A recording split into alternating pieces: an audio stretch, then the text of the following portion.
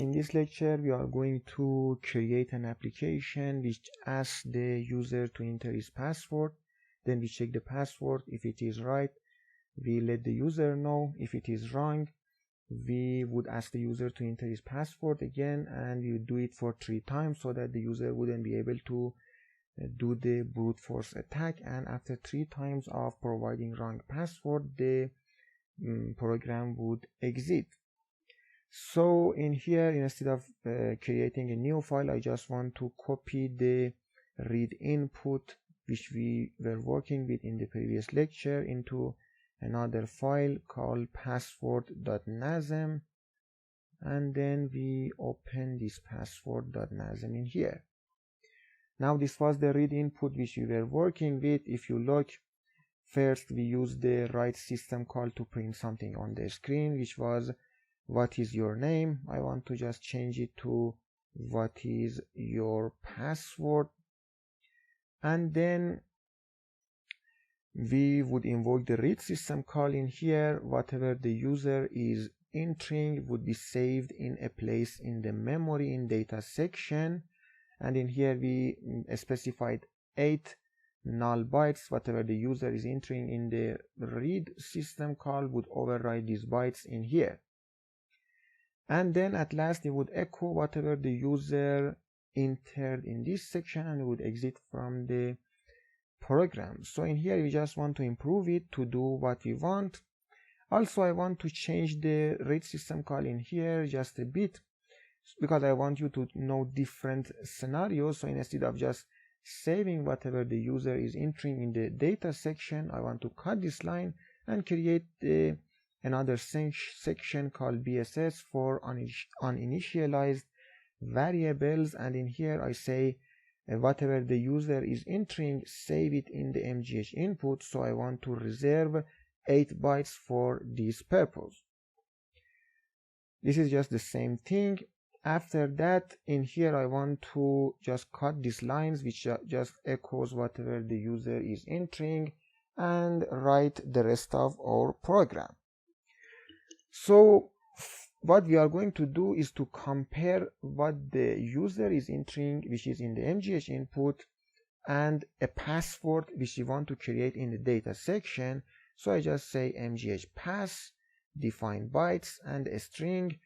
Let me call it MGH 12345 and maybe 0x8 to go to the next line in here. So this is our password. We want to compare the MGH input with MGH pass. So for doing that, we learn how to work with the compare and comparing numbers. In here I want to introduce you a new instruction for comparing strings. Its name is CMPSQ. We have other equivalent instructions, but for now we want to compare 8 bytes, so we provide the Q. So comp CMP is for comparing numbers, comp S is for comparing strings, and it depends on the last value, that how much bytes or how many bytes do we want to compare with each other. What the comp SQ does, just like the CMP, is that it compares 2 values. If they are the same, it would set the Z flag, which is in the E flags register. But which 2 strings does it compare with each other? Well, the thing is that it compares the strings which the RSI and RDI register are pointing to. Just like in here that we said whatever we write in the RX register, when we create a system call, the kernel would look at the content of the RX system call, and the arguments would be passed to RDI, RSI and RDX. This instruction has been implemented in the same way. When we call it, it would compare the strings which the RSI and RDI register are pointing to. So in here we would want to say LEA for load the effective address, RSI, and then say MGH pass. So I want to put the address of the MGH pass label in here, which is pointing to our password.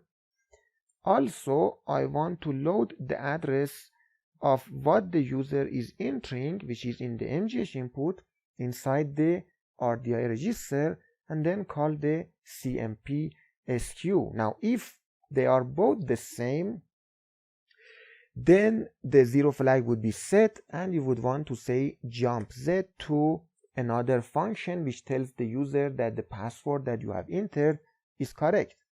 So that function you want to create in here so that it wouldn't get executed by itself. So I want to say create a label like print success in here, and we just want to write something. So instead of writing, I want to copy these lines in here and paste them in here.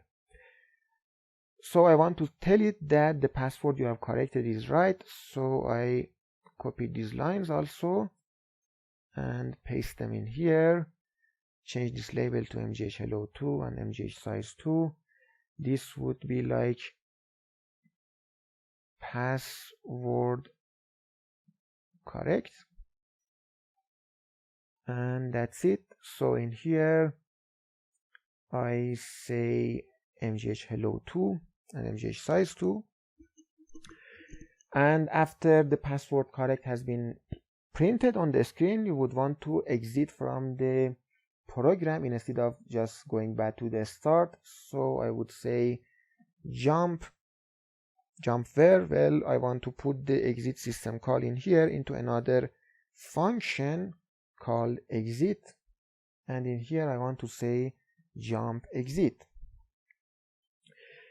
So what if the password that and in here, well, we say jump print success, so that on success we would jump to the print success and it would get executed and would exit from the program. But what if it's not correct? Well, you would use the jump not Z, which means these two are not equal and the zero flag is not set, and you would want to just repeat this process. So I would want to put all of these things into another function and then say jump password. But as I said, in this way, if the password is not correct, it would let the user to enter it again and again, and he could just run a brute force attack.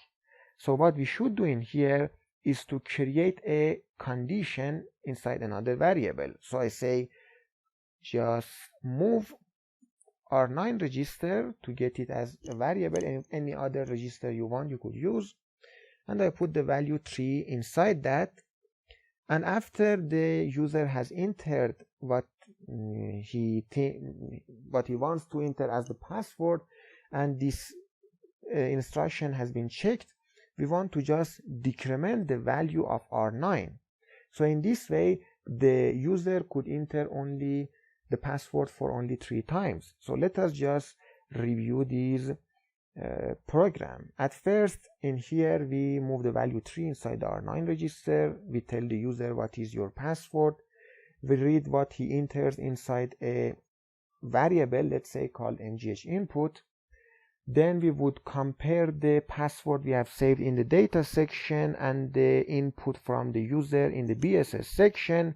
If they are both right, the zero flag would be set, and we would jump to the this function, which would print on the screen that the password is right. It would jump to the exit system call, and you would exit from the program. If the zero flag is not right, which means if these two strings are not equal, then first we would decrement the R9 register. It would be equal to 2, and you would jump to the password, which means all of these would be repeated again. So remember then that when we say decrement R9, the Z flag inside the E flags register would not be set to 1, because R9 is not equal to 0, which was we said I think a couple of other lectures before. I insisted over the fact that the Z flag would always get set or reset by any operation. So in here, when the operation of R9 is not equal to 0, therefore the 0 flag would not be set, and you would jump to the password. So that's why R9 is acting as a condition, because every operation in here would affect somehow the 0 flag, which we explained everything about it. So now R9 is equal to 2, it would repeat. R9 would be equal to 1. If it is not still the correct password, it would equal to 0, because it is 0 in here. The 0 flag would be set and it wouldn't jump to anywhere, and the exit system call would happen and we would exit from the program. Now let us just execute the program that we wrote. So I press Ctrl O, hit enter, Ctrl X, and we just assemble and link it. We hit enter and we execute the program. It says, what is your password? Let me provide some wrong password in here. Again, what is your password? Now this time I want to provide the right password, which is mgh12345. Hit enter and it tells us the password is correct. It is mgh12345. You could just make it better by going at the password correct in here and go for the next line. So I think this is it. Let me save it, assemble it and link it again. First I want to execute it and just provide some wrong password for all of the three. If we hit enter, as you see, we have exited from the program. But if we provide the right password, 12345, hit enter, it tells us the password is correct, which is this one in here.